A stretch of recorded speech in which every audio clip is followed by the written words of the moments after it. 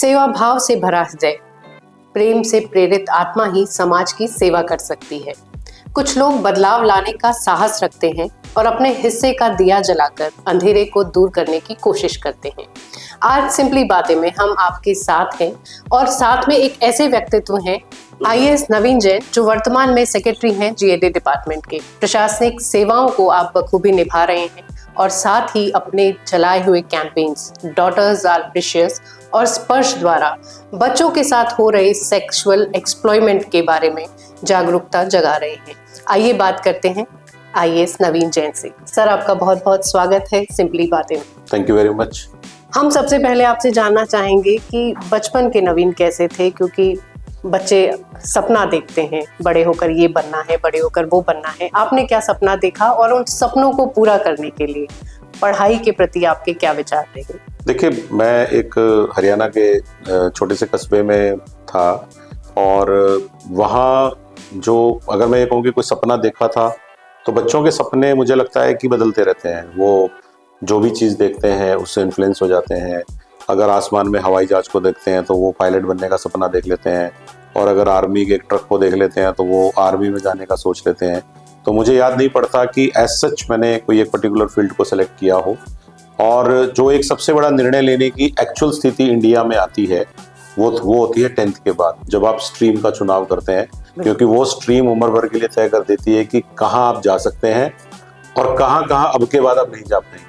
क्योंकि साइंस नहीं ली तो समझ लीजिए डॉक्टर इंजीनियर का रास्ता बंद हो गया, बिल्कुल। और आपने अगर कॉमर्स ली है तो फिर आपके लिए कुछ और नए रास्ते खुलेंगे, और अगर आप आर्ट्स में आ जाते हैं तो फिर कुछ और रास्ते बंद हो जाते हैं, और फिर आपके पास उसी स्ट्रीम के हिसाब से रहते हैं। तो 11th में जो मेजर डिसीजन था वो ले लिया था कि मैं कॉमर्स में जाऊंगा। मुझे कॉमर्स जो है अच्छी लगी। मैंने कॉमर्स में बीकॉम ऑनर्स किया। उसी की मैंने company secretary, ICWA, master of finance करते करते मैं जो है एक प्रोफेशनल बना। तो सपना तो प्राइवेट सेक्टर में रहने का ही हो गया था जब 1991 में मैंने ये तय किया कि मैं कॉमर्स में जाऊंगा। और 2000 तक 99 में जब पहला अटेम्प्ट आईएएस का लिया, तो विश्वास मानिए कि बचपन से मैं आईएएस बनने का सपना देख रहा था, मेरे साथ एप्लीकेबल नहीं है। तो मैंने जब 99 में पहला अटेम्प्ट लिया तो मैंने बहुत ही कैजुअल वे में लिया। मुझे लगा कि देख लेते हैं, ये सिविल सर्विस भी सब लोग कहते हैं कैसा होता है। कॉमर्स एक बहुत अच्छा सब्जेक्ट भी कंसीडर नहीं किया जाता था सिविल सर्विस के लिए, लेकिन मैंने फर्स्ट अटेम्प्ट में इंटरव्यू तक मैं गया तो मुझे ये लग गया कि अगर मैं दूसरा अटेम्प्ट बहुत अच्छे से दूंगा तो I can get into IAS. तो थोड़े डिफिकल्ट साल थे वो, इसलिए डिफिकल्ट थे कि नंबर 1 तो भारत सरकार ने एक डिसीजन लिया था कि कुछ पर्टिकुलर ईयर्स में जो सीट्स थी वो बहुत कम थी, और मेरा जो फर्स्ट अटेम्प्ट का 99 था और सेकंड अटेम्प्ट जिसमें मैं सक्सेस हुआ 2000, उन दोनों ही सालों में सीटों की संख्या ओनली 60 थी as far as IAS was concern. तो इसीलिए थोड़ा मुश्किल कंपटीशन था, लेकिन फाइनली 2000 का एग्जाम दिया और 2001 का मेरा मुझे बैच मिला, राजस्थान काडर के रूप में मिला। तो बहुत खुशी हुई, क्योंकि हरियाणा के आदमी के लिए राजस्थान बिल्कुल नज़दीक भी है और कल्चरली बहुत रिच भी है, और राजस्थान का एडमिनिस्ट्रेटिव कल्चर वैसे ही बहुत अच्छा समझा जाता है। तो 2001 में राजस्थान काडर मिलने के बाद, ट्रेनिंग खत्म करने के बाद, बहुत सारे पदों पे रहते हुए 24 साल का सफ़र तय किया है। और 2025 में आज जब मैं देखता हूँ तो राजस्थान में अलग अलग एरियाज़ में काम करने का मौका मिला। जोधपुर में SDM रहे तो 12 में कलेक्टर रहे, हनुमानगढ़ में कलेक्टर रहे तो राजसमंद में रहे, करौली में गुज्जर आंदोलन देखा, कहीं घड़साना में किसान आंदोलन देखा। बहुत तरह की चीज़ें देखने, समझने, सीखने का मौका मिला, और इस तरह से मेरा ये सफ़र जो है आईएएस का चल रहा है। बिल्कुल, और आप उन सभी बच्चों के लिए मिसाल के तौर पे सामने दिखते हैं कि सपना देखकर उसे क्रैक करना, क्योंकि आजकल जनरल कैटेगरी के लिए आईएएस बनना बड़ा मुश्किल काम है और बहुत सारे हर्डल्स उसमें आते रहते हैं। लेकिन आपकी जो जर्नी 24 सालों की आपने बताई है, उसमें हमें नज़र आता है कि आपने जब ये बात प्रेरणा वाली कही है तो मैं एक बात और बता देता हूँ, शायद कुछ लोग और प्रेरित हो जाएंगे। कि जब मैंने 98 में दिसंबर में फॉर्म भरा था, उस समय तक मैं मैरिड भी था और मेरी एक बेटी भी हो चुकी थी, जस्ट हुई थी। तो मैंने मेरी बेटी के होने के बाद ये डिसाइड किया कि मुझे अब सिविल सर्विस एक बार देना है और इसके लिए देना है। तो इसीलिए जो लोग ये कह देते हैं कि सिविल सर्विस की तैयारी के लिए आपको अकेले रह के बहुत सारी पढ़ाई करनी होती है, तो ये भी एक मिथ है। मुझे लगता है कि शादी होना या बच्चे होना आपको नहीं रोकता आगे बढ़ने से। तो ये एडिशनल बात मैंने इसलिए कही कि जब प्रेरणा की बात आ रही है तो let's motivate some more people. हाँ, क्योंकि ये प्रेरणा आजकल ज्यादा जरूरी है, क्योंकि लोग आजकल सिंगल होने में ज्यादा विश्वास करने लगे हैं। आईएएस बनने के बाद सरकारी नौकरी तो सभी करते हैं, और हम जब आम बोलचाल की भाषा में पहले से बात करते हैं तो सरकारी किसी भी प्रशासनिक अधिकारी को सिविल सर्वेंट कहा जाता है, और आप उस मानक पे बिल्कुल खरे उतरते हैं कि एक सर्वेंट की तरह आपने अपने शनिवार को भी काम में लिया है।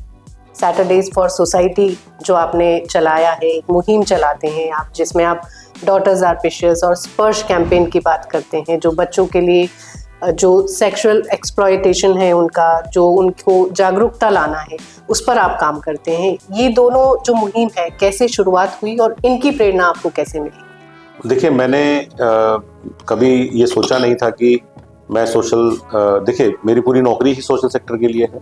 आप जब आईएएस बनते हैं तो डेफिनेटली आप सोशल सेक्टर के लिए तो काम करेंगे ही, जनता से जुड़े हैं, कलेक्टर के रूप में काम करेंगे। आगे आपको ऐसे डिपार्टमेंट भी मिलेंगे जिसमें सोशल कॉजेज के लिए काम करना आपकी जिम्मेदारी है।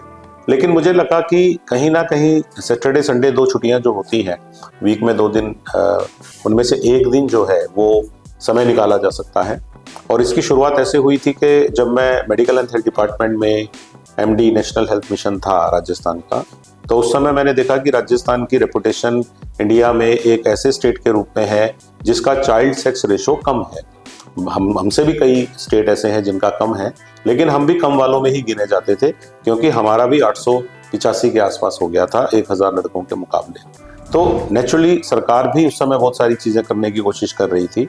तो हमें लगा कि इस पद पे रहते हुए, चूंकि एक पावर भी है स्टेट अप्रोप्रिएट अथॉरिटी होने की, पीसीपीएनडीटी एक्ट देश में है जिसके थ्रू आप कन्या भ्रूण हत्या पे रोक लगाते हैं, तो उसी एक्ट की पालना कराना तो ठीक है कि हम लोगों को पकड़ रहे हैं जो बच्ची को गर्भ में ही मारने की कोशिश कर रहे हैं, बच्चियों को गर्भ में ही वो भ्रूण का लिंग परीक्षण करा रहे हैं, और ये पता लगते ही कि लड़की है उसको अबॉर्ट करने की कोशिश करते हैं।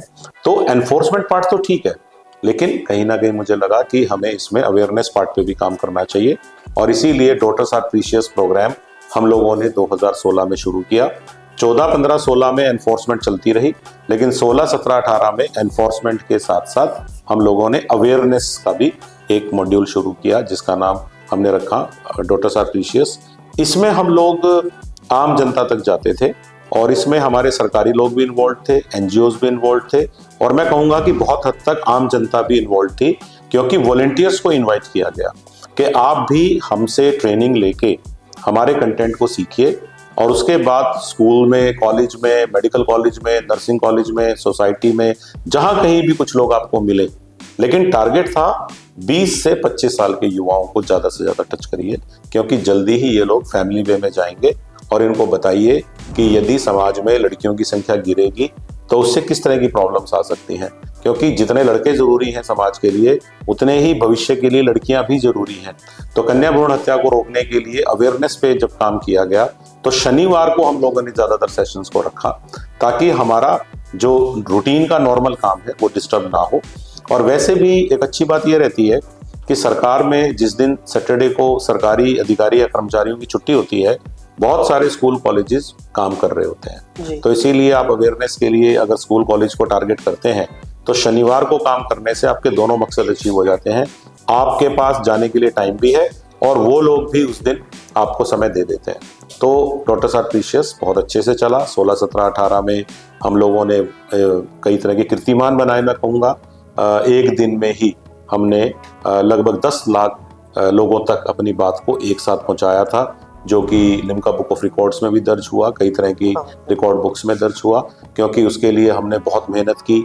3-4 महीने तक वॉलंटियर्स को तैयार किया गया। अलग अलग राज्य के हिस्सों में जा जाके हमने 500, 600 वॉलंटियर्स को तैयार किया, और इन ऑल हमारे पास 1 लाख से ज़्यादा वॉलंटियर तैयार हुए, जिन्होंने बाद में इन सेशंस के लिए अपने अपने हिस्सों में जाके काम किया।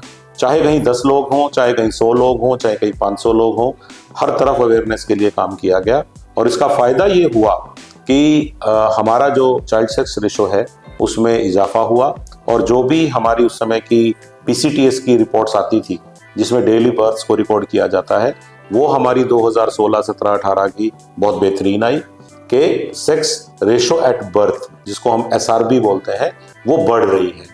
अगर SRB बढ़ रही है तो फाइनली चाइल्ड सेक्स रेशो भी बढ़ेगा। ऐसा भी सुनने में आया कि ये जो कन्या भ्रूण हत्या वाली मुहिम थी, ये दूसरे राज्यों में भी इसको फॉलो करने के लिए कुछ बातें हुई। और जी, ऐसा था कि नेशनल हेल्थ मिशन में भारत सरकार द्वारा कई प्रकार की कमेटियां बनाई गई। उन कमेटियों में राजस्थान की तरफ से मुझे भाग लेने का मौका मिला। कई प्रकार के सेमिनार्स में हमारा प्रेजेंटेशन हुआ। राजस्थान मॉडल बहुत अच्छे से उभर के सामने आया। तो भारत सरकार ने जब देखा कि राजस्थान में 3 साल में काफ़ी काम हुआ है और चाइल्ड सेक्स रेशो भी बढ़ने की संभावना दिख रही है, और इसके अलावा बहुत महंगे मॉडल नहीं है और इम्प्लीमेंटेबल मॉडल है, तो उन्होंने कई स्टेट्स को ये कहा कि आप भी राजस्थान में इस मॉडल की स्टडी करें। और मुझे आपको बताते हुए खुशी है कि बहुत सारे स्टेट्स में हम लोगों ने जाके प्रेजेंटेशन दिए और कई स्टेट्स की टीम, पर्टिकुलरली मुझे याद है उत्तर प्रदेश की पूरी टीम हमारे यहाँ पे आई थी और उन्होंने हमारे मॉडल को स्टडी किया और उन्होंने भी हमारी तरह एक इन्वेस्टिगेशन का ब्यूरो अलग से बनाया जिससे कि क्रॉस लर्निंग के माध्यम से बेटियों को बचाया जा सके। जो स्पर्श मुहिम है, क्या ऐसी कुछ घटनाओं ने आपको प्रेरित किया इस कैंपेन को चलाने के लिए? जी, स्पर्श जो है वो 2018 में जब मैं मेडिकल एंड हेल्थ डिपार्टमेंट से ट्रांसफर हुआ तो वो प्रोग्राम चूंकि एक ऑफिशियल प्रोग्राम के तौर पे लॉन्च हुआ, तो उस प्रोग्राम को मैं वहीं छोड़ के मैंने अगला डिपार्टमेंट ज्वाइन किया। 2019 में हमें ऐसा लगा कि उस पर्टिकुलर ईयर में बहुत सारे अखबार और चैनल्स पे इस तरह की खबरें आ रही थी कि जो 2-3 साल से लेके और 12-13 साल के बच्चे हैं उनके साथ कई प्रकार के अब्यूज़ हो रहे हैं, सेक्सुअल एक्सप्लॉयटेशन हो रहा है। हालांकि ये खबरें अभी भी कुछ कुछ आती रहती हैं, लेकिन लगातार ये खबरें उस समय आ रही थी। तो हमारी टीम ने, जो कि पहले डॉक्टर साहब प्रीशियस में भी मेरे साथ थी, हम सब ने मिलकर देखा कि क्यों नहीं हम लोग वैसा ही कुछ करें, यानी कि सोसाइटी के NGOs, आम जनता, जो अवेलेबल लोग हैं, सैटरडे फॉर सोसाइटी मॉडल को ही यूज़ करते हुए क्या हम स्कूल्स में जा सकते हैं? क्या हम पहली क्लास से 8वीं क्लास, मैंने क्यों बोला, पहली क्लास में बच्चा लगभग 5-6 साल का होता है और 8वीं क्लास का बच्चा लगभग 12-13 साल का हो जाता है, और यही वो एज ग्रुप मुझे लगा कि डर तो 5 साल से कम के बच्चे को भी है, लेकिन मैं उन तक पहुंच नहीं पाऊंगा। लेकिन अगर मुझे 5 साल से 12 साल तक के बच्चों को कोई भी अवेयरनेस देनी है तो सीधा सीधा स्कूल्स में चले जाइए, गवर्नमेंट स्कूल में चले जाइए, प्राइवेट में चले जाइए, हिंदी मीडियम, इंग्लिश मीडियम, शहर के स्कूल, गांव के स्कूल। और हम लोगों ने स्पर्श अभियान को लॉन्च करने का फैसला किया और ये एक वॉलंटरी मॉडल है। इसमें कोई भी आदमी हमें ज्वाइन कर सकता है, कोई भी एक स्टूडेंट भी हो सकता है, रिटायर्ड इंसान भी हो सकता है, कोई एज बार नहीं है इसमें।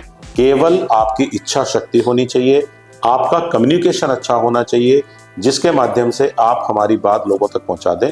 अब हमारा कंटेंट पिछले 6 साल में बहुत एनरिच हो गया है और आप अगर देखेंगे 45 मिनट से 70 मिनट के बीच में हम किसी भी स्कूल में सेशन जब लेते हैं तो बच्चों को बहुत तरीके से 7 टिप्स ऐसी बता देते हैं जिससे कि बच्चे अपने आप को सजग कर लेते हैं, तैयार कर लेते हैं और कोई पर्टिकुलर सिचुएशन आने पर वो समझ जाते हैं कि ये पर्टिकुलर टाइप का जो स्पर्श है ये हमारे लिए सेफ है और ये जो टच है ये हमारे लिए सेफ नहीं है। और मैं समझता हूँ कि अवेयरनेस ज़्यादा अच्छी है बजाय हम बाद में एक्शन लें।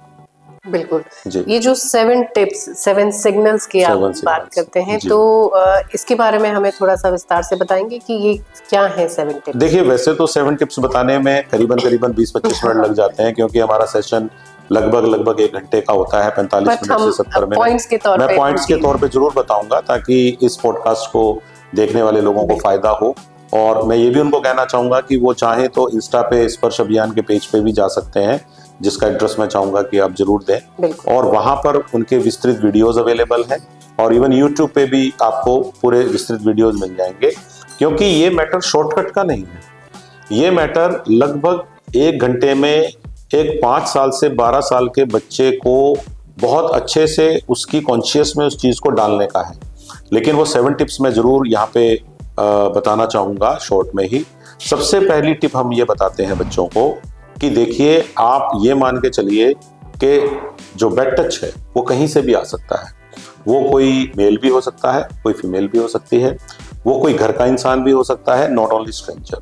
तो ये बात याद रखिए कि आप अनसेफ किसी भी सिचुएशन में हो सकते हैं, तो किसी पे भी एक्स्ट्रा भरोसा नहीं करना है। तो टिप नंबर 1 में हम बताते हैं कि आपके शरीर के 4 बॉडी पार्ट, आपके होंठ, आपकी छाती, आपके प्राइवेट पार्ट टांगों के बीच में और पीछे की तरफ आपके बॉटम्स, अगर कोई व्यक्ति आपको बार बार वहां टच करके आपसे बात कर रहा है, प्यार कर रहा है, दुलार कर रहा है और बार बार वहां टच कर रहा है, तो ये पहला सिग्नल है कि ये सही चीज नहीं है, क्योंकि अननेसेसरी बिना रीजन के इन 4 बॉडी पार्ट्स को टच करने का कोई लॉजिक नहीं है। तो बच्चों को हम कई प्रकार के एग्जाम्पल देते हैं, कई प्रकार की सिचुएशंस बताते हैं, तो बच्चों को ये बात समझ में आ जाती है कि हम ये बात क्यों कह रहे हैं। अगर आपको गिरने से चोट लगी है बॉटम्स पे, तो डेफिनेटली डॉक्टर के पास एक रीजन है उसको टच करने का। लेकिन अगर आपको चोट वहां नहीं लगी है और फिर भी कोई आपको वहां टच कर रहा है, आपको कोई नहला नहीं रहा है लेकिन फिर भी वहां पे टच कर रहा है, तो रीजन नहीं हुआ ना कोई भी। तो पहला हमारा होता है 4 बॉडी पार्ट्स पे सजग रहने का। दूसरा हमारा टिप होता है कि ज्यादातर केसेस में जो किडनैपिंग या पैट टच हुए हैं वो 3 जगहों के आसपास बहुत ज्यादा देखे गए हैं: पब्लिक टॉयलेट, पब्लिक ट्रांसपोर्ट और पब्लिक पार्क्स। अब जितने भी साधन आपके घर के अलावा है वो सारे पब्लिक ट्रांसपोर्ट हैं, चाहे वो ऑटो हो, चाहे वो ट्रेन हो, चाहे वो बस हो, चाहे वो फ्लाइट हो। पब्लिक टॉयलेट्स, आज हम हाईवे पे सफर करते हैं, हमें टॉयलेट्स का इस्तेमाल करना पड़ता है, शॉपिंग मॉल्स में इस्तेमाल करना पड़ता है। पब्लिक गार्डन्स, हर सोसाइटी, हर कॉलोनी के अंदर एक पब्लिक गार्डन बना हुआ है, वो सेफ भी हो सकता है, अनसेफ भी हो सकता है, लेकिन माना गया है कि बच्चों को ये बताया जाना चाहिए कि अर्ली मॉर्निंग और बहुत रात को अकेले नहीं जाएं। अडल्ट कंपनी उनके साथ रहे तो बहुत अच्छा है, कोई बड़ा घर का मेंबर साथ रहे। कई बार बच्चे गुस्सा करते हैं कि आप हर जगह हमें फॉलो मत करिए, लेकिन हमें बच्चों को ध्यान में फिर भी रखना चाहिए उनके गुस्से के बावजूद। और हम उनको ये भी बताते हैं कि बच्चों को पब्लिक ट्रांसपोर्ट के साधन में अकेले सफर करने की इजाजत मत दीजिए, ये एडवेंचर किसी काम के नहीं है। बकायदा आपकी नजर में मॉनिटरिंग में चीजें होनी चाहिए। और मुझे लगता है कि जब हम बच्चों को ही ये बात बता देंगे, जिन 7 टिप्स की आप बात करें, तो बच्चे खुद ही अवेयर हो जाएंगे। बिल्कुल सही बात है, क्योंकि हम बड़े होने के नाते जब उन पे रिस्ट्रिक्शंस लगाते हैं तो वो उनको लगता है कि हमें बांधा जा रहा है। बिल्कुल सही बात है। और जब हम अवेयरनेस का बीज ही उनमें बो देंगे कि तुम्हें खुद अपना ध्यान रखना है, तो मुझे लगता है कि ये मुहिम तभी काम करेगी और तभी ये सारी चीजें जड़ से आपने बिल्कुल सही खत्म कहा, हो जाएगी। बिल्कुल सही कहा। आप देखिए, कोई चीज कई बार आप अपने घर में बच्चे को कहिए तो शायद वो उसको कम वैल्यू देगा, वही बात आपके घर में आने वाला कोई और व्यक्ति अगर तरीके से कहेगा तो उसको असर करती है। इसी तरह से स्कूल में रूटीन में सिलेबस पढ़ाने वाला टीचर कोई बात बताएगा तो वो उसको भी सिलेबस की तरह मान लेगा, लेकिन स्कूल में स्पेशली सेशन लेने के लिए आने वाला व्यक्ति जब एक प्रेजेंटेशन के माध्यम से, एक मूवी के माध्यम से इसी बात को कहता है तो फर्क पड़ता है। तो वहां पर हमारा रोल है। तो ये 2 टिप्स के बाद जो तीसरी टिप्स है वो ये है कि इंडियन फैमिलीज में बहुत सारे फंक्शंस होते रहते हैं और हम लोग एक दूसरे के घरों में कुछ दिन के लिए ठहरने के लिए जाते हैं, और जब हम ठहरने के लिए जाते हैं तो हम लोग फंक्शंस में बिजी हो जाते हैं। ऐसे में हमारी फैमिली में या हमारी फैमिली के आसपास में कोई ऐसे लोग हो सकते हैं जो छोटे बच्चों को टारगेट कर सकते हैं। पिछले दिनों में बहुत सारी घटनाएं ऐसी हुई हैं। तो ऐसे में बच्चों को ये बताना पड़ेगा कि अगर कोई उनके सामने अपने कपड़े उतार रहा है, उनको उतारने के लिए कह रहा है, उनके निजी अंगों को छू रहा है या अपने निजी अंग उनको दिखा रहा है, तो ये नॉर्मल बात नहीं है। उनको बताना पड़ेगा कि चाहे वो हमारी फैमिली के कितने भी रिस्पेक्टेबल मेंबर हों, उनको उनके सामने ये सब चीजें नॉर्मल नहीं है और उनको कहना चाहिए कि नहीं, मैं ये नहीं कर सकता। तो ये बात बताने से आपको फायदा ये होगा कि आप और कॉन्फिडेंट नहीं रहेंगे और बच्चा अपनी सेफ्टी कर लेंगे। और ये बात हर इंडियन पेरेंट को अपने बच्चों को तरीके से समझानी ही चाहिए, क्योंकि ज्यादातर मामलों में देखा गया है इंडिया में कि जो बैड टच के केसेस बाद में रिपोर्ट होते हैं 60 to 70% मामलों में वो जान पहचान के लोग ही करते हैं। इसमें स्ट्रेंजर्स का परसेंटेज कम है जानने वालों की बजाय। चौथी बात, आजकल डिवाइसेस बहुत आ गए, मोबाइल, लैपटॉप, आप देखेंगे कि हर किसी के पास एक टैबलेट है और बच्चे पीसी का इस्तेमाल भी करते हैं। तो देखा गया है कि कई लोग अपने पास बच्चों को बुलाएंगे और उनको कुछ गलत सामग्री, कुछ गलत कंटेंट, कोई वीडियो या कोई पिक दिखाएंगे और उनको टेस्ट करते हैं कि इनकी नॉलेज कितनी है। तो बच्चों को ये बताया जाना चाहिए कि अगर कोई आपको अपने पास बुला के या आपके मोबाइल पे या मम्मी के मोबाइल पे कोई गलत चीज भेजता है और आपको देखने के लिए मजबूर करता है, तो ये भी बैड टच है। चाहे ये अंकल आंटी आपसे डिस्टेंस में दूर बैठे हैं, लेकिन वो भी बैड टच की तरह ही डील होगा, जहां पे बच्चे को ऐसा कंटेंट दिखाने की कोशिश की जा रही है जो उसकी उम्र के हिसाब से उसको नहीं देखना चाहिए। नंबर 5, पांचवी टिप हम जोड़ देते हैं, जो ई शॉपिंग आप कर रहे हैं तो वो तो अच्छी बात है, ई शॉपिंग के तो फायदे बहुत अच्छे हैं, लेकिन ई शॉपिंग करने के बाद जो आगे माँ बाप का फर्ज है, जो घर वालों का फर्ज है, वो हम नहीं निभाते। कैसे? आप खुद देखिए कि आज बहुत सारे साइट्स पे जब हमें डिलीवरी के लिए हमारे घर पे कोई आता है तो आजकल कितनी अच्छी बात है कि वेबसाइट आपको सुबह इन्फॉर्म कर देती है कि आज ये पैकेट डिलीवर होगा, बहुत अच्छे से बता देती है। लेकिन उसके बावजूद घर के लोग कहीं बाहर जाएंगे तो घर पे बता के नहीं जाते हैं कि पैकेट आने हैं, पेड पैकेट आएंगे, प्रीपेड या पोस्ट पेड आएंगे, नहीं बताते। घर पे बच्चे अकेले हैं, डिलीवरी करने वाला आया, पहली बात तो बच्चा एक्सपोज हो गया। दूसरा, बच्चा बहुत भोला होता है, अगर कोई व्यक्ति आपके यहाँ लगातार डिलीवरी करने आ रहा है और वो क्रिमिनल माइंड का है तो वो बच्चे को बरगला सकता है। वो बच्चे की रूटीन को देख लेता है, मैं 3 बजे जब भी आता हूँ बच्चा अकेला होता है। मैं ये नहीं कह रहा हूँ कि डिलीवरी करने वाले लोग गलत होते हैं, लेकिन आप नहीं जानते कि 100 में से कौन व्यक्ति ऐसा है जो इस इंफॉर्मेशन का दुरुपयोग कर सकता है। You have to be very careful about it. तो हम ये कहते हैं कि घर पे अगर कोई प्लम्बर आया है, इलेक्ट्रीशियन आया है, डिलीवरी वाला आया है, उनसे कैसे डील करना है के बारे में बच्चों को क्लैरिटी होनी चाहिए। प्रोबेबली आप कोशिश करिए कि ये लोग तभी आए जब आप हो। अगर इन केस आपको कहीं जाना पड़ जाता है और ये लोग तब आते हैं तो बच्चों को ये बताया जाना चाहिए कि how to deal with them, क्योंकि बच्चे बहुत ज्यादा दोस्ताना होने के चक्कर में उलझ सकते हैं। इवन कई बार बच्चे तो अपने भोलेपन में स्ट्रेंजर को ये भी बता देते हैं कि मेरे घर में सीसीटीवी कहाँ लगा हुआ है, मेरे घर का डॉग जो है वो खतरनाक है या सिंपल है, या मेरे पापा ने जो कैमरा लगाए हैं एक्चुअल में वो कैमरा काम करते हैं या फेक हैं। तो बच्चों का फायदा वो उठा सकते हैं क्योंकि वो दोस्ताना नेचर के होते हैं। तो ये हमारी 5वीं टिप रहती है। 6ठी टिप हमने इस फॉर्म में दी है कि वो इस बहुत पॉपुलर भी हुई है क्योंकि हमने उसके जो वीडियो डाले तो बहुत अच्छी हमें रीच मिली। उसमें हम 3 वर्ड यूज करते हैं, risky relative, naughty neighbour, over friendly family friend. तो मैं दोबारा बोलूंगा, रिस्की रिलेटिव का मतलब है हर किसी को पता है कि मेरे रिलेटिव्स में से कौन व्यक्ति थोड़ा सा रिस्की नेचर का हो सकता है, वो आपको पता है। नॉटी नेबर का मतलब है कई नेबर जो बहुत ज्यादा इंटरफेरेंस आपके घर में रखते हैं, क्या चल रहा है। और तीसरा, जो फैमिली फ्रेंड आपके बच्चों के साथ ओवर फ्रेंडली होने की कोशिश कर सकते हैं, उन्होंने अच्छा पैसा कमा लिया है तो वो थोड़ा ज्यादा ही करते हैं। ये तीनों तरह के लोगों में कुछ ऐसे लोग पाए गए हैं जो टीनेजर्स पे निगाह रखते हैं। ये मैं आपको एक्चुअल इंसिडेंट्स के बेस पे बता रहा हूँ। इनको ये पता होता है क्योंकि ये फैमिली के करीब लोग हैं तीनों। ये क्या देख लेते हैं कि इस फैमिली में बच्चे को ये चीजें तो मिल गई हैं और ये चीजें वो नहीं दे पा रहे हैं, वो उस गैप का फायदा उठाते हैं, बच्चे को अप्रोच करते हैं। वैसे तो मैं तुम्हारा अंकल हूं लेकिन मुझे दोस्त समझो, और मैंने सुना है कि तुम्हारे पास तो एक बेसिक फोन भी नहीं है, आजकल तो हर बच्चा आईफोन लिए घूम रहा है, मैं सोच रहा हूँ कि तुम्हें एक एंड्रॉइड तो दिलाई दूं, तुम्हारा बर्थडे घर पे क्यों मनाते हैं, सारे बच्चे तो रेस्टोरेंट्स में मनाते हैं। ये ऐसी चीजें हैं जो टीनेजर को तुरंत अट्रैक्ट करेंगी और बच्चा उनके चक्कर में आएगा, और फिर बाद में इसका क्या रिजल्ट होगा मुझे कहने की जरूरत नहीं है क्योंकि लोगों की नीयत खराब हो सकती है।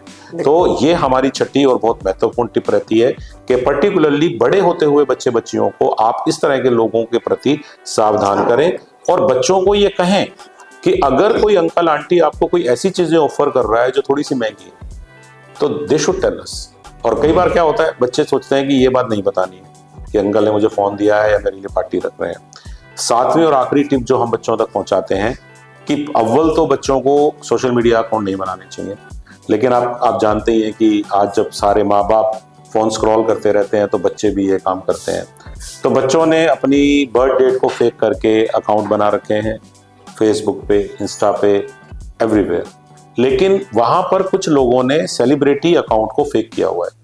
मान लीजिए जो बहुत पॉपुलर सेलिब्रिटीज हैं हमारे बच्चों के बीच में, आप जानते ही हैं बहुत सारे ऐसे लोग हैं जिनको बच्चे फॉलो करते हैं because of their entertainment value और बिकॉज ऑफ अदर। लेकिन ऐसे लोगों के फेक प्रोफाइल वाले लोग बच्चों को गलत प्रॉमिस कर सकते हैं, फेक प्रॉमिस कर सकते हैं, बच्चों को मिलने बुला सकते हैं और हमारे बच्चे किसी गलत आदमी की कंपनी में कुछ गड़बड़ में आ सकते हैं क्योंकि कोई फाइनेंशियल फ्रॉड में इन्वॉल्व ना हो जाए, किसी के साथ कोई ऐसे रॉबरी वगैरह में उनका नाम नहीं आ जाए, कोई राइडर है बाइक का और वो कोई चैन स्नैचिंग वगैरह में आ जाए, पिछले दिनों में ऐसी कुछ सुना मैंने। तो ये सब चीज़ें बहुत ध्यान से करने की हैं। तो बच्चों को ये बताना पड़ेगा कि सोशल मीडिया ईजी दिखता है लेकिन बहुत ही डाइसी है, तो उस पर आप बच्चों सावधान रहो। ये सातों बातें हम बहुत एग्जाम्पल्स के साथ लगभग 25-30 मिनट खर्च करके बच्चों को बताते हैं, और फिर ये भी बताते हैं कि अगर कोई आपको बैड टच करने लगे तो how to save yourself, 1098 number के बारे में भी बताते हैं, नो गो टेल टेक्निक भी बताते हैं कि आप जोर से चिल्लाइए, वहाँ से भाग जाइए और फिर जाके उस व्यक्ति के बारे में अपनी फैमिली में किसी को बताइए। तो नो गो टेल टेक्निक बताते हैं, 1098 नंबर बताते हैं। तो कुल मिला के ये पूरा पैकेज हमारा हो जाता है। और एक मूवी हम लोगों ने बना रखी है 5 मिनट की, वो मूवी दिखाने से हमारी जो 55 मिनट की मेहनत होती है उसकी एक रिवीजन भी बच्चों में हो जाती है। तो कुल मिला के मैं मानता हूं कि स्पर्श कैंपेन में जिन जिन स्कूल्स ने हमारे सेशन कराए हैं उनको बहुत अच्छे रिजल्ट्स मिले हैं, और हमारे कुछ बहुत कम वॉलंटियर मेरे पास हैं क्योंकि ज़्यादातर लोग अपना समय नहीं देते। तो जितने वॉलंटियर हमारे पास हैं उनके पास काफ़ी संख्या में कॉल्स रहती हैं, इन्विटेशंस रहते हैं, और हम लोग सैटरडे के दिन जाके ये सेशंस ले लेते हैं। जी। मूवी की जैसे आपने बात की, तो आमतौर पर हम यही मानते हैं और हम जानते भी हैं, समझते भी हैं कि विजुअलाइज जब कोई चीज होती है तो उसका इम्पैक्ट ज्यादा पड़ता बहुत है, अच्छा होता है जी। और वो हमको एक सपोर्ट सिस्टम की तरह काम में दे देती है। और सिंपली बातें हैं तो एक सिंपल सी बात है, आप हरियाणा से आते हैं तो अभी क्लिक हुआ मुझे कि एक मूवी में डायलॉग था कि हमारी छोरियां छोरा से कम है जी। और आपने हमेशा डॉटर्स के लिए ही काम किया है, लेकिन फिर भी आज भी हमें ऐसा लगता है कि हमारे देश में बेटियों के लिए काम अभी बहुत अधूरा है जी। इसमें आपका क्या विजन है, क्या मिशन है, आप किस तरह से हमारे देश की बेटियों को देखते हैं? आप ये देखिए कि हम अरबों मतलब 1.5 अरब से ऊपर के देश हैं, और हमारे राज्य की आबादी भी 8 करोड़ से ज़्यादा ही है, और कम से कम 10-12 लाख लोग तो ऐसे होंगे जो बौद्धिक रूप से, शिक्षा के क्षेत्र में, कम्युनिकेशन स्किल के मामले में बहुत अच्छे हैं। हो सकता है कि आपको मेरी बात अपील ना करे, लेकिन एक बार ये सोच के देखिए कि अगर ये 10-12 लाख लोग कोई ना कोई कोज ले लें, जरूरी नहीं कि हर कोई बेटी वाला कोज ले, कोई पोल्यूशन का ले सकता है, कोई प्लास्टिक का ले सकता है, कोई सड़क के गड्ढों का ले सकता है, कोई एक्सीडेंट प्रोन क्षेत्रों में काम कर सकता है, लेकिन अगर हम में से हर लोग ये 12-15 मकसद के लिए काम करते तो सरकार के पास कितनी पावर बढ़ सकती है। क्योंकि सरकार के पास बहुत अच्छी स्कीम्स हैं, बहुत अच्छे साधन हैं, लेकिन उसको कम्युनिकेट करने में, उसको जनता तक पहुंचाने में अगर ये सिविल सोसाइटी इस तरीके से काम ज्यादा करती है, मीन में निकालने वाली सोसाइटी तो है हमारे पास, लेकिन साथ में जुट के उस कमी को दूर करने वाली सोसाइटी भी हमें बननी पड़ेगी। क्रिटिसिज्म बहुत आसान है, कोई भी बात कहना बहुत आसान है, किसी भी चीज में तुरंत आप निकाल दीजिए। अब आप कहेंगे कि सैटरडे मैं क्यों करता हूं, तो ये भी है कि अगर कोई ये कह दे कि नवीन जैन साहब को तनख्वाह मंडे टू फ्राइडे काम करने की मिलती है, तो कम से कम आज मुझे वो बात कोई सुना नहीं सकता, क्योंकि मीन में निकालने वाले लोग ये भी नहीं देखेंगे कि मैं कोज के लिए ही तो काम कर रहा था, लेकिन उसके बावजूद हमने सैटरडे को चुन लिया कि ये तो हमारा दिन है, अगर हम चाहें तो ये काम कर सकते हैं। तो इसीलिए हम सबको अपनी नेचर में ना क्रिटिसिज्म को तो डालना चाहिए, आदमी क्रिटिक हो बुरा नहीं है, लेकिन योगदान भी तो दे, आगे बढ़ के योगदान दे। मैंने भी बुराई की है, इतना योगदान काफी नहीं है, मैंने उसमें जाके पार्टिसिपेट किया, मैं कहाँ जाके प्लास्टिक के खिलाफ बोला, मैं कहाँ जाके पोल्यूशन के खिलाफ बोला, मैंने कहाँ कहाँ पर जाके पेट्स के लिए काम किया, तो वो सब आपको भी तो होना चाहिए। दुनिया, हम सब क्या चाहते हैं, दुनिया बहुत अच्छा काम करे, लेकिन मेरा शनिवार खराब नहीं होना चाहिए। बिल्कुल, शनिवार को अगर 2 बजे तक आप कोई काम करके इवनिंग में एंजॉय करते हैं तो क्या दिक्कत है? बिल्कुल, कॉज जैसा अभी हम तो मैं यही कहना चाह रहा हूँ कि अगर हम ये कर रहे होते, तो जो आपने कहा ना कि बेटियों के लिए भी तो बहुत काम की जरूरत है, तो 10-12 लाख लोग, तो मेरा मानना है कि मिनिमम हम निकाल सकते हैं जो अपने 4-4 घंटे, मैं कह रहा हूँ चारों सैटरडे मत दो यार, 2 सैटरडे दे दो, 1 सैटरडे दे दो, कितने करोड़ों घंटे क्रिएट होंगे साल भर में, और उन करोड़ों घंटों में ये सारे बौद्धिक और एजुकेशनली अपलिफ्टमेंट वाले लोग अगर रियल चीज़ों के लिए काम करेंगे, थोड़े बहुत रिसोर्स भी अगर हम अपने जुटा लें, तो मेरा मानना है कि हम बहुत अच्छा काम कर सकते हैं। और शायद यही फ़र्क है हम में और बाकी नेशंस में कि हम रियल में पेबैक नहीं करते सोसाइटी को। बिल्कुल, और जैसा हम चर्चा कर रहे थे कि कॉज के साथ अगर जीवन को ना जोड़े तो फिर वो कैसा जीवन? बिल्कुल, बिना कॉज के तो जीवन हो ही नहीं सकता। देन फिर वो एक समय के बाद आपको खुद खोखलापन नजर आएगा कि ठीक है साधन हो गए हैं, फिर देन व्हाट, आपको खाना मिलने लग गया, आपके ऊपर इच्छा हो गई, आपकी बेसिक नेसेसिटी पूरी हो रही है, उसके आगे क्या? आपने अपने बच्चों के लिए सब चीज़ों का इंतजाम कर दिया, उसके आगे क्या? What will you do after that? तो इसीलिए आई थिंक ड्यूरिंग यूर, जब आप एक अच्छे खासे मैच्योर एडल्ट हो जाते हैं, ठीक है हर आदमी को दिक्कत होती है, लेकिन घंटा 2 घंटा 4 घंटे कोई दिन चुनना, और शनिवार आपको सूट नहीं करता है तो जो भी दिन आपको सूट कर, लेकिन एवरीबॉडी अपने हिस्से का दिया हम अपने उस पे हिस्से जला सकते हैं। एग्जैक्टली। जब कोरोना का समय था और जी। जब दुनिया ठहरी हुई थी, उस दौरान भी आपने अपनी क्रिएटिविटी को और अपनी सोच को बिल्कुल जागृत करके रखा और एक किताब लिखी जी वैक्सीन 50 के नाम से, जी और उसका टैगलाइन ये है कि नेगेटिव थॉट्स को किल करना है। जी। तो उसके बारे में हमें बताएं कि देखिए, ऐसा है कि हम में से बहुत सारे बौद्धिक लोग बहुत बड़ी बड़ी किताबें तो लिख सकते हैं, जो कि मान लीजिए फॉरेन रिलेशंस पे कोई किताब लिखनी है या किसी साइंस की थ्योरी पे किताब लिखनी है, लेकिन मुझे लगता है कि उस वक्त में ज़रूरत केवल इस चीज़ की थी कि दुनिया बचेगी कैसे। आपको ध्यान होगा जब मार्च में, अप्रैल में 2020 में जब कोरोना आया और कोई वैक्सीन का नाम भी नहीं था, और जिस तरह से लोग इतनी दुनिया में मर रहे थे, बड़े बड़े देशों में मर रहे थे, यूरोप में मर रहे थे, अमेरिका में मर रहे थे, तो दुनिया में निराशा छा गई थी। तो ऐसे समय में ज़रूरत थी एक ऐसी चीज़ की कि हम लोग देश में पॉजिटिविटी को फैलाएं, क्योंकि पॉजिटिव तो वायरस ऑलरेडी था ही। उस समय नेगेटिविटी की ज़रूरत थी कि वायरस तो नेगेटिव हो जाए लेकिन थॉट्स पॉजिटिव हो जाए। तो इसीलिए इस किताब को हमने किया कि भाई हर रोज़ जो हो रहा था समाज में कोरोना को लेके, उन इंसिडेंट को पकड़ते थे और उसके ऊपर एक पॉडकास्ट करते थे। धीरे धीरे 50 पॉडकास्ट हो गए। उन 50 पॉडकास्ट को इकट्ठा करके वैक्सीन 50 नाम से एक किताब कंपाइल कर दी गई। तो पॉडकास्टिंग से ही ये किताब का जन्म हुआ।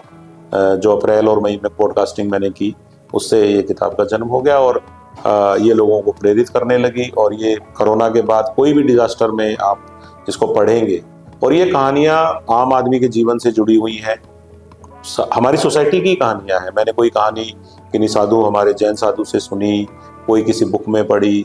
30-40 साल में जो जो कहानियाँ जैसे जैसे दिमाग में आती गई, उनको कंपाइल कर दिया, कोरोना के साथ उनका रेलेवेंस जोड़ दिया।